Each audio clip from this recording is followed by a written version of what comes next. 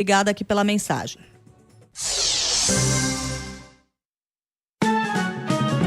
Viva Voz, com Vera Magalhães.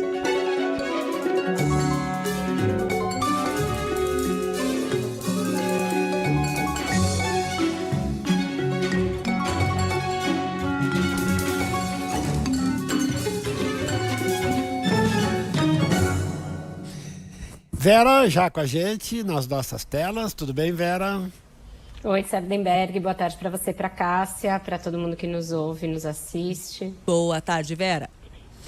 Vera, você vai falar do jantar de ontem. Foi jantar ou foi uma happy hour?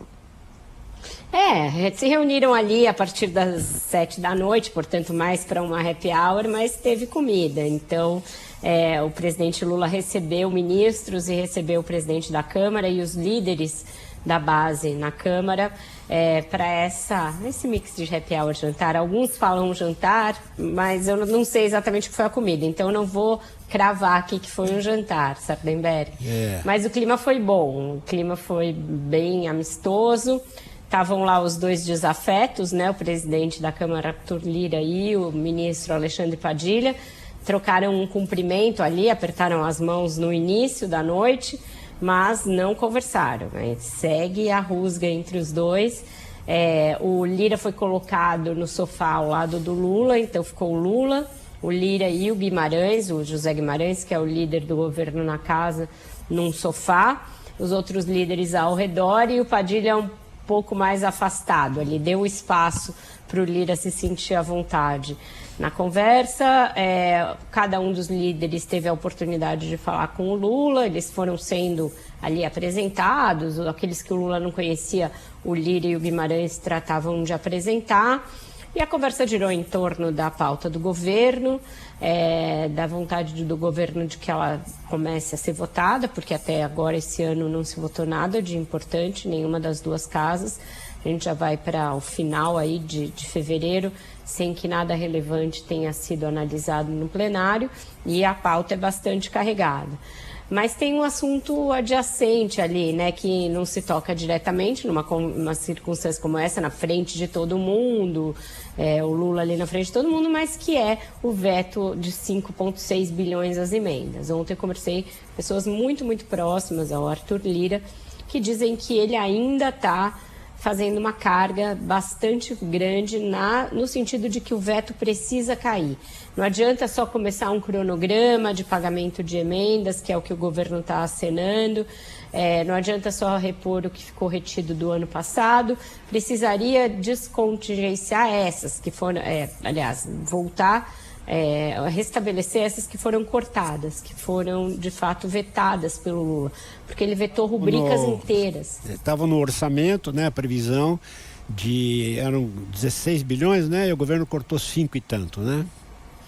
Deixou 11, que era o acordo que tinha, só que, segundo a argumentação do Lira, cortou indiscriminadamente, pegou assim, aqui deu 11 e passou uma faca.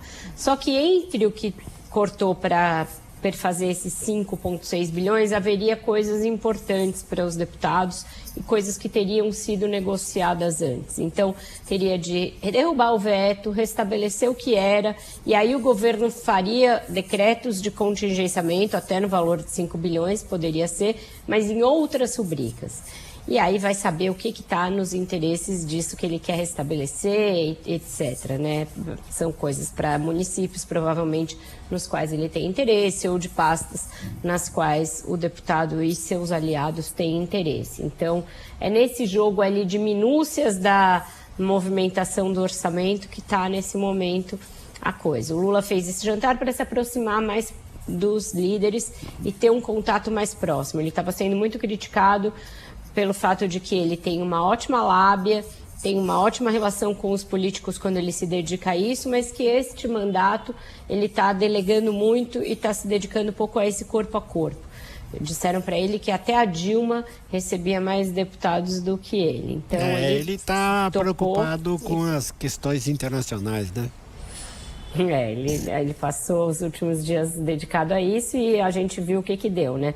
Foi uma semana inteira perdida com esse incidente diplomático e as suas repercussões. Então, sim, ele voltou para o Palácio com essa ideia de que voltava a ser um ator no mundo, mas tem enfiado os pés pelas mãos também nessa tentativa, cometido muitas gafes e dado muitas bolas fora também no plano externo.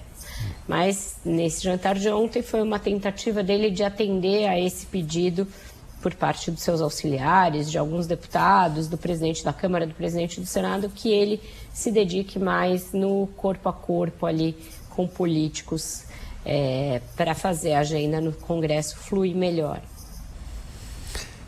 Nós demos agora há pouco do Repórter CBN, né, Cássia, que lá no Rio, na FGV, num seminário na FGV, o Lira falou o que mesmo, Cássia? Ele disse o seguinte, que o presidente Lula e o PT estarão do lado dele na sucessão, né, para o comando da Câmara.